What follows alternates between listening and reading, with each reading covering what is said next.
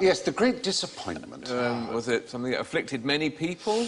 Well, it was a surprisingly large number. When one thinks of expectations, for example, I mean, really delirious excitement about some enormous happening that will take place in the world, or a rebirth. A second coming is exactly right. And there wasn't one? Well, amazingly.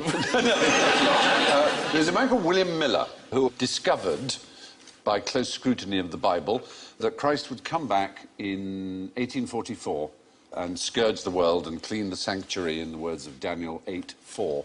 And it wasn't like a minor cult. There were over 1 million Millerites who believed this. They sold their property, they sold their farms, they gave up everything, and they believed that it was all going to happen. And newspapers believed it. All kinds of people believed it. Their confidence was such that one man threw himself off a barn at exactly midnight, convinced that he would be scooped up and saved. He wasn't. You'll be astonished. Oh, got a doctor. Yeah, and this... Jesus is here. No, I need a doctor. Jesus didn't arrive, and it was known as the Great Disappointment. Was this in America, by any chance? How did you guess?